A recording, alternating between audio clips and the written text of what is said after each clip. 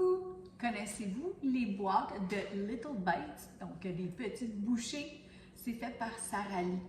Si vous ne connaissez pas ça, ce sont des petits muffins dans des petits sachets. Donc, il y a 5 sachets dans une boîte et c'est vendu, ça a commencé à être vendu pour les écoliers, donc pour faire les boîtes à dîner des enfants. Alors moi, aujourd'hui, j'ai repris les ingrédients sur la boîte et j'ai tenté de refaire la recette, mais sans tous les produits chimiques. Donc, et avec ce que j'avais dans mon garde-manger. Donc, de la farine, des choses qu'on a sous la main, farine, sucre, huile, des choses comme ça.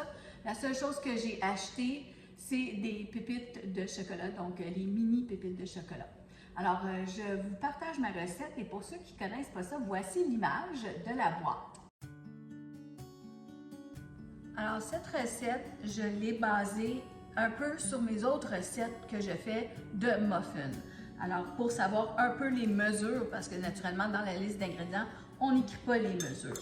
Donc, j'ai fait ça à peu près et ça fonctionne. Je vais vous mettre la recette à la fin si ça vous tente de la reproduire. Donc, je commence avec de la farine tout usage. Dans la liste d'ingrédients, ils ont aussi de la farine de maïs. Et c'est ce qui rend le muffin un peu plus jaune. Donc, une tasse et demie. Moi, j'en ai pas de farine de maïs, mais je mettrais une tasse de farine blanche et une demi de maïs si vous en avez. Là, moi, puis aussi la farine de maïs, c'est un petit peu sucré, mais je trouve que une demi-tasse de sucre blanc, à peu près là, comme ça, c'est suffisant. Ça les sucre assez. Et mes pépites de chocolat, c'est des pépites mi-sucrées qu'on appelle. Puis je mets presque 3/4 de tasse. J'y vais à l'œil, OK? Moi, c'est juste ici pour vous donner mes idées. Je mets mes ingrédients secs. J'ai aussi vu qu'il y avait de la fécule de maïs dans la liste des ingrédients. Pourquoi? Je ne sais pas, mais j'en mets juste une demi-cuillerée à thé dedans, OK? Je ne sais pas si ça donne quelque chose ou non, mais bon. Je la mets pareil, juste parce que j'essaie de copier la recette des mini-muffins que les enfants aiment. Ensuite, de la poudre à pâte, bien là, j'en ai mis 2 cuillerées à thé. C'est à peu près ça que je mets pour des muffins ordinaires quand je fais une douzaine. Deux petites cuillerées à thé de poudre à pâte. Bon, l'essence de vanille, c'est sûr que vous n'êtes pas obligé d'en mettre. Moi, j'en mets toujours dans des bons desserts. Puis, je vous dirais que j'ai mis là, un bon bouchon, OK? C'est pas rien de sorcier, là. Et je vais mettre du lait, donc je mets à peu près 3/4 de tasse de lait et je mets du lait, là, c'est du 3,25, OK? Puis on va mettre des œufs, donc les 2 beaux jaunes d'œufs avec le blanc, voilà. Et on va mettre de l'huile, donc une demi-tasse d'huile, c'est assez pour faire cette recette-là. Fait que c'est de l'huile végétale que moi je prends, OK? Puis, comme je vous dis, là, c'est ce que j'essayais de copier le plus possible, la recette, les ingrédients qu'il y avait sur la boîte. Alors, on mélange ça bien comme il faut. Et j'ai préparé un moule à mini muffins, donc il y a des mini cupcakes, des mini muffins. Mais sur le paquet, on appelle ça des mini muffins. Alors, on brasse tout ça et comme n'importe quel muffin, je vais mettre ça au four à 350. Alors, on va bien mélanger. Et un petit secret, je vous le dis là, faites-le. Quand vous essayez de reproduire des recettes comme ça, ou n'importe quel dessert dans le fond que vous faites, et ça, je l'ai dit, je ne sais pas combien de fois à mes enfants, goûtez à votre pâte. Alors, prenez votre auriculaire qui est bien lavé, vous mettez votre doigt bien comme il faut dans la pâte et si quand elle est crue, elle goûte bon, ben c'est que votre recette, elle est réussie. Je vous dis, ça marche.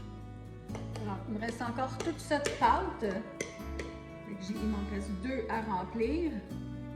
Donc, je vais prendre un autre moule et je vais faire un plus gros muffin pour moi et mon conjoint. Et ceux-là vont aller aux enfants. Voilà, donc je mets ça au four à 350, un 10-12 minutes, je commence à les greffier. Pareil comme des muffins. Ici, comme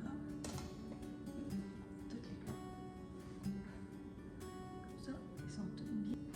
Bon, ben j'espère que ma recette de mini bites, c'est ça, little bites, vous a plu. Alors, vous voyez qu'ils ne sont pas dorés comme ceux du magasin.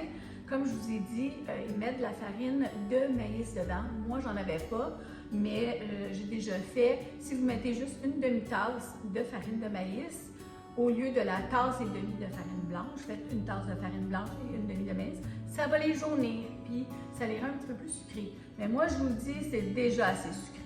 Et si vous voulez remplacer les pépites de chocolat par des petits bleuets congelés, vous pouvez faire ça aussi, ou des raisins secs. C'est comme vous aimez, puis vous pouvez les faire ordinaires aussi. Et ils en font aussi avec des petits bonbons pour les anniversaires des enfants.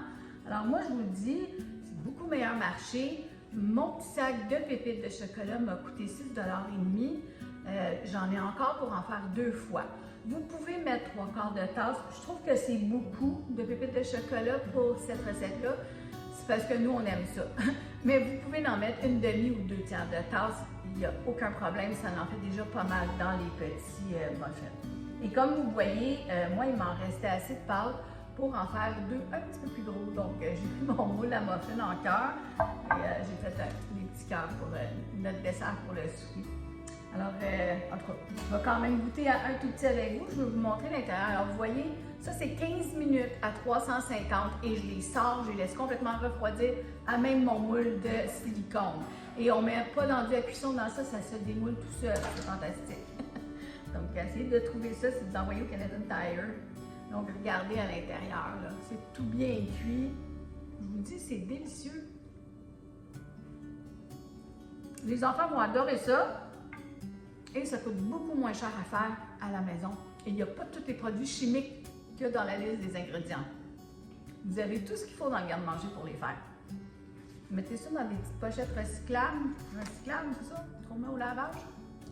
Ou dans des ziplocs, si vous voulez être écologique. Je vous dis, vos enfants vont bien manger. Bye!